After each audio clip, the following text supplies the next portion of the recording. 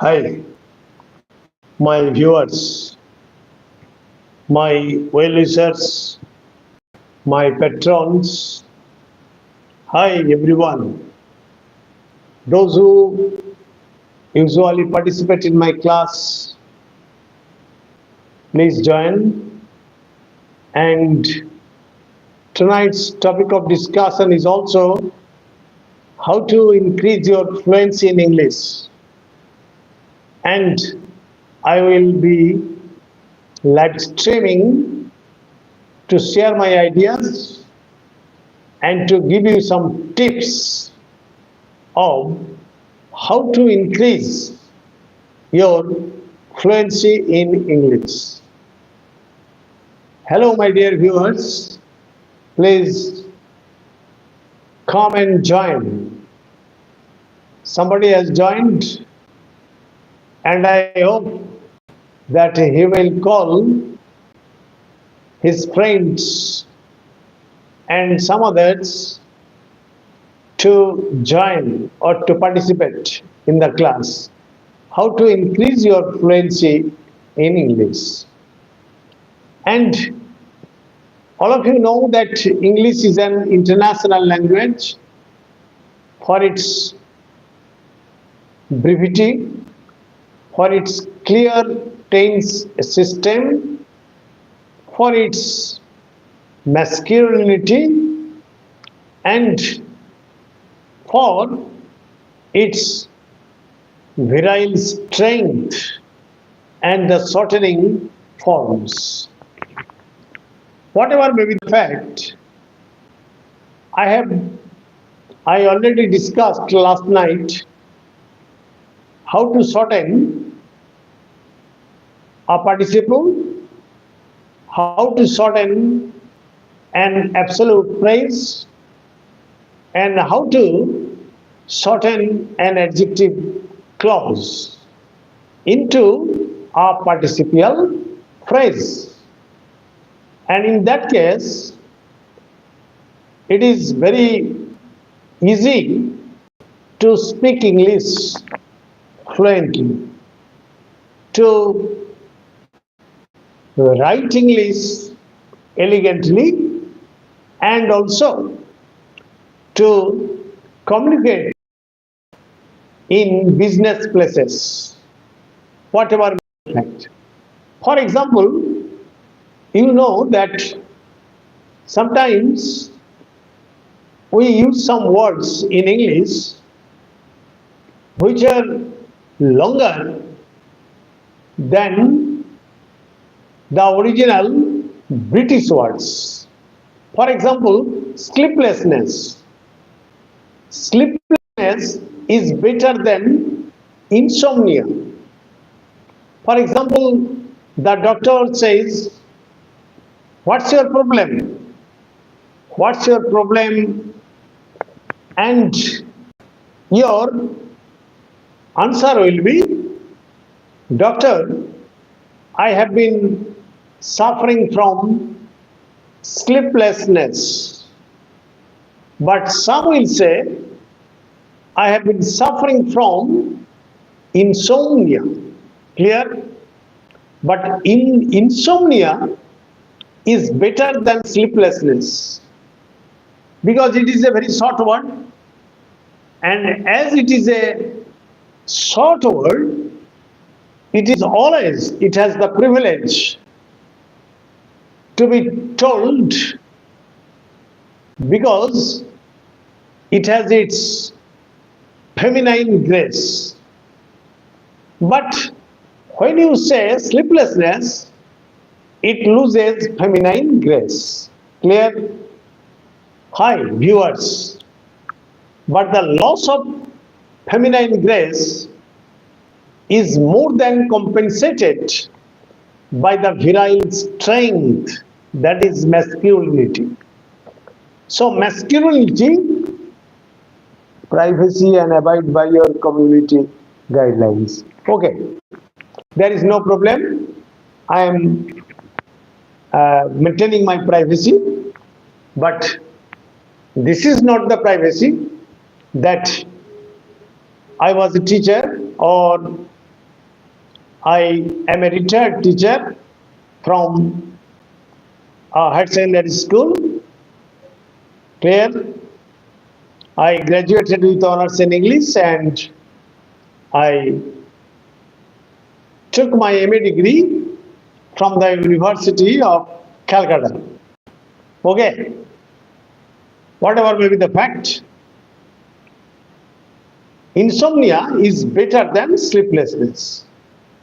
But the loss of feminine grace is more than compensated by the virile strength. So, what should I or what should you say? He has been suffering from insomnia because it sounds very well. It's a very good word, better than sleeplessness. Sleeplessness is a long word, it has three syllables sleeplessness. And insomnia has also three syllables insomnia, but it is shorter than sleeplessness. The doctor asks you, what are you suffering from? Doctor, I have been suffering from insomnia. Clear? So, try to use short word, not metaphorical words in communicative approach. Communicative approach is actually requires your fluency in English, and fluency in English is possible when your vocabulary is enriched. Clear? For example, difficult to read. Suppose you are telling your friend that, oh, your handwriting is so bad that it is very difficult to read. Then what will you say? It's illegible. ILLEGIBLE. Illegible. Eligible is a word. Illegible is a word which means difficult to understand or difficult to read. Eligible. Clear? That cannot be measured or calculated. That cannot be measured or calculated. Clear? So, you say that my loss is beyond calculation, beyond any measurement. And what will you express or how will you express? My loss is immeasurable, incalculable, immeasurable or incalculable. So, your stock of words must be enriched. Clear? Another, you see, I have made a lesson plan for supply you with some vocabularies that can be used in spoken English. Clear? And in the case of spoken English, dear friends, you need not follow grammar. Grammar will follow you. And when it is your constant practice, you need not use grammatical rules. For example, where are you coming from, my dear boy? Where are you coming from, my dear boy? Oh, right from Mumbai. Oh, right from Kolkata. So you did not express the full length of the sentence. The full length of the sentence should be avoided. But when the question is, where are you coming from, my boy? Clear? You see that in In expressing yourself, you need not have the full length grammatical knowledge. Full length grammatical knowledge.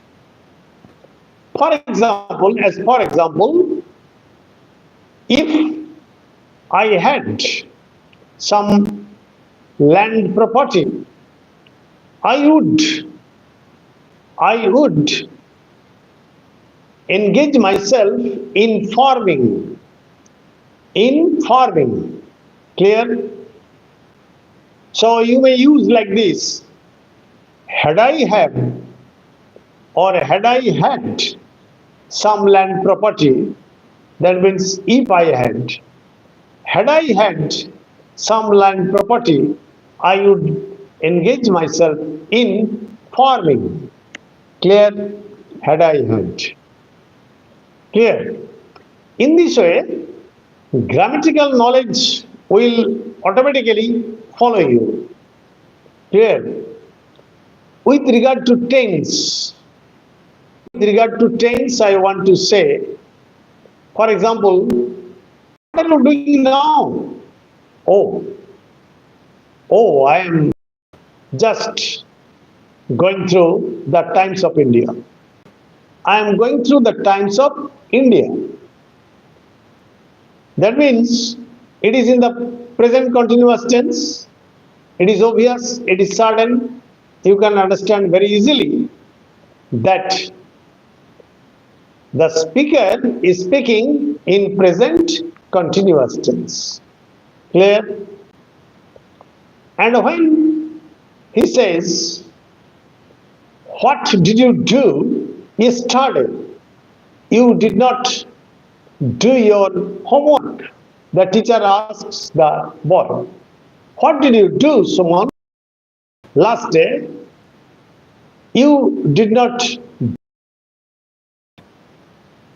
Oh, sir, I was completely engaged in doing a project work, and that's why I could not do my homework. Clear? Now you see that the question is in the past indefinite tense, but the answer is in the past continuous tense. So, the question may be in the present tense, the answer may be past tense. It depends upon, actually it depends upon the sense. Clear? So, English has a clear tense system, and this tense system makes it very easy to be fluent in English. Clear? For example, I will be live streaming. I will be. That is future continuous tense. Future continuous tense. I will be studying at night. I will be studying at night. So it is in the future continuous tense. Now let us come to the conclusion. If you want to speak English fluently, you should have some vocabularies in your pocket so that you can adapt, or you will be able to express yourself aptly. Without vocabularies, you cannot express yourself. For example, no longer is in use. No longer in use. This thing or this object is no longer in use, or this sort of sentence or the biblical English is no longer in use. Then what will you say in a single word? This sort of sentence is obsolete. This sort of sentence is obsolete. So obsolete is a word which means or which suggests that it is no longer in use. And when one thing or one expression has been used again and again, that is repeatedly, and you may say it is cliche, Cliche, cliche. You may say, don't write this sort of sentence because it is pronounced in English. Sir, I didn't get him. Okay. Okay. I am trying my level best. Actually, I am habituated in speaking English in Anglo-Bengali method, and that is why I am unable to speak English with British accent, pronunciation, accentuation, etc. Whatever may be the case, again I am coming to the point. Cliche, Cliche. Then what is cliche? Cliche is a thing that has been used repeatedly again and again and throughout the ages, and it should not be used in present time. It is called cliche, Cliche. Okay, so obsolete, cliche, all these words, immeasurable, irregular, illegible, all these words are single words. And in spoken English, always try to use single word. Never use idiom. Because idiomatic English may not be legible to others, because the opposite person, maybe an illiterate. How do I improve my communication English? And my dear friend or my dear sir, you see that I read in a Bengali medium school, and now you see that I am speaking English fluently without speaking a Bengali word. How is it possible? It is possible because it is a constant practice. Just I am taking a break now. Just I am gossiping with you. Just try to understand that I am an old man and I am speaking English fluently and even grammatically correct. Only because I taught for more than 37 years in a HS school, and that is why it is possible for me. And even in my classroom teaching, I never told my students Bengali because I never taught in Anglo-Bengali method. Now, it is a constant practice. For example, just off the track, I am speaking of journalistic English. Just follow the video very carefully. And hello, my friends. And many of my friends are familiar to me. Trisha has joined, my beautiful lady. But she does not speak English fluently. And I am fortunate enough that Trisha has joined my class. I am fortunate, I am lucky enough. This is my benefit, nothing else. However, for example, journalistic English. When, suppose in recent time there is a flood, almost all over the districts there is flood and all the barrages are releasing water. For example, DVC, Panchet, Maithon, even Tista barrage and the released water has flooded a vast area of Jalpaiguri. And when you are covering the report, hello, my dear friends, why don't you like my channel? Why don't you comment? You may comment, and the comment will be reflected on a mobile screen or TV screen or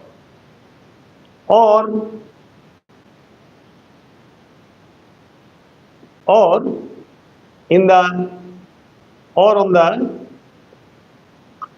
laptop screen, whatever may be the fact. When I am speaking English, for example, when you are covering an area flooded, first comes the miseries and sufferings of human beings, then cattle, then damage and destruction, then rescue work, clear? Then rescue work, then government help, clear? And finally, the present condition of the flood victims. Let us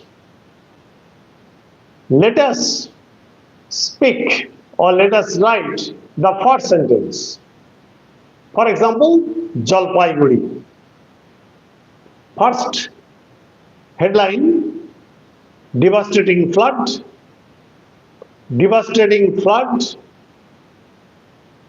miseries and sufferings of human beings, beggar description. Beggar description means to become beyond description. Miseries and sufferings, beggar description, miseries and sufferings of human beings, beggar description. Clear? Rescue operation on the full swing.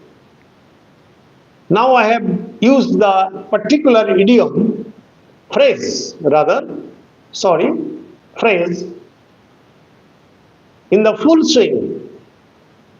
Now you see that it is the headline, and the headline covers all the situation or entire situation.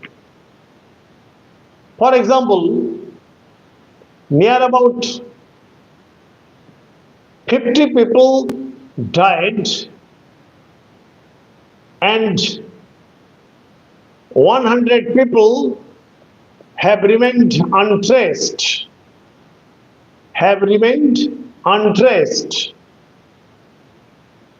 As a result of a devastating flood. Just follow the sentence. As a result of the devastating flood caused by incessant rainfall for about 4 days, accompanied with the release of about 60,000 cubic of water.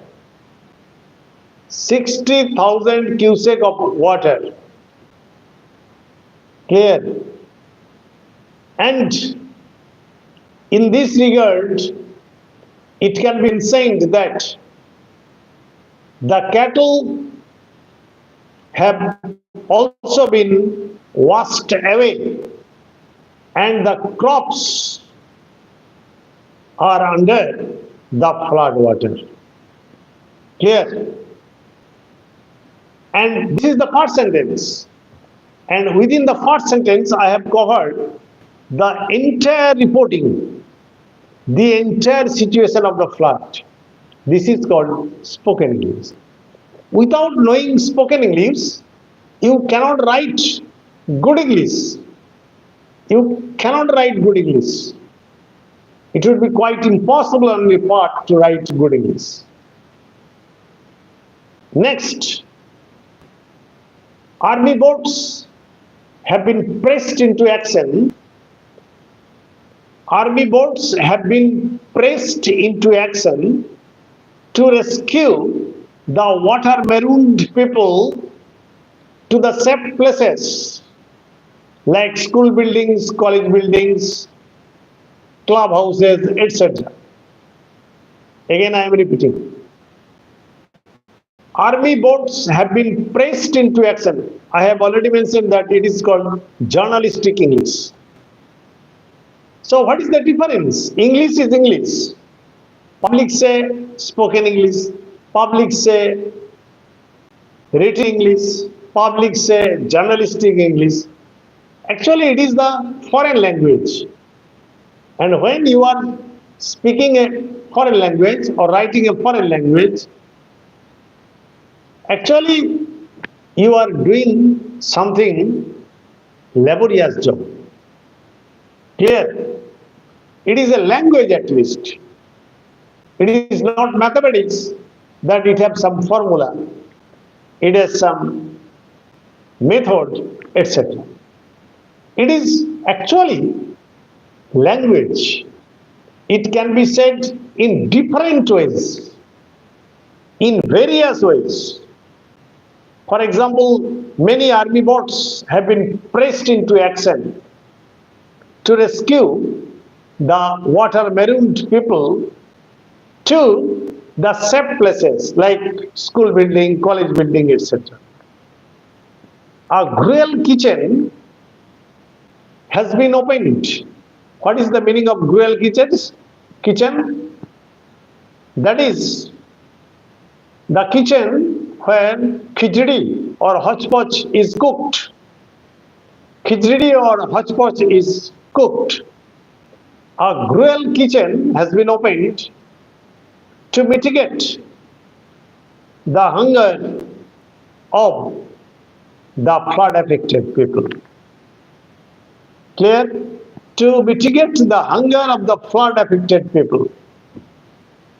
Some are still living in the water marooned areas, and efforts have been directed to rescuing those people. Efforts have been directed to rescuing, but why 2 plus rescuing? Preposition plus gerund. It is not infinitive. Clear? So I have the grammatical knowledge, and that is why I have used preposition to and rescue. Here, some NGOs and some organizations like Bharat Sevasam Sangha, Ramakrishna Mission, etc., are distributing medicines, dry food, drinking water, etc. among them. And many doctors have also been utilized by the government. The district authorities are not lagging behind. They are also trying their best to help the flood affected people. Thanking all of you, good night. And it is a constant practice. Again, I will appear before you with the third lesson, and this third lesson will be very much important lesson. Tomorrow, I will give you the third lesson.